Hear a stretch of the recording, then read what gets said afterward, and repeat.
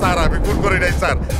রেহানা মরিয়ম নূর দিয়ে তুমুল আলোচনায় থাকা আজমেরি হক বাঁধনকে অনেকদিন ধরেই সিনেমায় দেখা যাচ্ছিল না। তবে সিনেমায় দেখা না গেলেও সিরিজ এবং দেশের নানা ইস্যুতে আলোচনায় ছিলেন তিনি। কিন্তু সিনেমায় নেই কেন, এমন প্রশ্ন অনেকের মনেই ছিল। কিন্তু এভাবে আর কতদিন? বাঁধনকে তো সিনেমায় থাকতে হবে, অভিনয়ে থাকতে হবে। 28 মে 1 মিনিটের টিজার প্রকাশ করে বাঁধন জানিয়ে দিলেন তিনি সিনেমায় ছিলেন, আছেন, থাকবেন। আসন্ন ঈদুল আজহায় এশা মার্ডার সিনেমার মাধ্যমে দেখা হবে তার সঙ্গে। 2009 সালে ঢাকার আজিমপুরে ঘটে যাওয়া এক চাঞ্চল্যকর খুনের ঘটনা অবলম্বনে নির্মিত হয়েছে সিনেমাটি। এতে একজন পুলিশ কর্মকর্তার চরিত্রে অভিনয় করেছেন আজমেরি হক বাঁধন।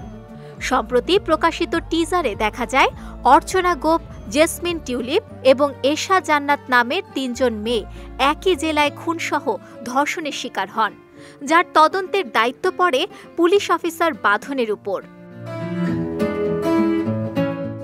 টিজার প্রকাশের পর বাঁধন বললেন, টিজার প্রকাশের পর দর্শক সারা আমাকে ও আমাদের টিমকে বিমোহিত করেছে। বিলিভ মি, এবার ঈদের সিনেমাগুলোর মধ্যে এশা মার্ডারের পার্থক্য দর্শকরা সিনেমা হলেই ধরতে পারবেন। আমাদের সিনেমা তার আনপ্রেডিক্টেবল স্টোরি লাইন আপ দিয়ে দর্শকদের বিনোদিত করবে। এশা ভূমিকায় অভিনয় করা পূজা এগনেস ক্রুজ বলেন, টিজার দেখে অনেকেই মুগ্ধতার কথা বলছেন, তবে আমি পুরো সিনেমা দেখে মুগ্ধতা শোনার অপেক্ষায়। আমার বিশ্বাস আমাদের টিমওয়ার্ক বিফলে যাবে না।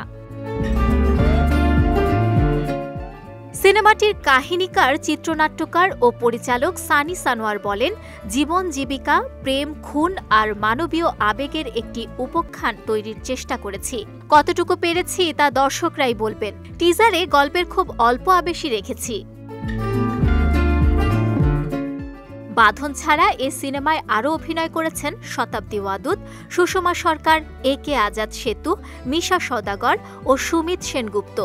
চলচ্চিত্রটি আসন্ন ঈদুল আজহায় দেশব্যাপী প্রেক্ষাগৃহে মুক্তির পর ধাপে ধাপে বিশ্বের বিভিন্ন প্রেক্ষাগৃহে মুক্তি পাবে।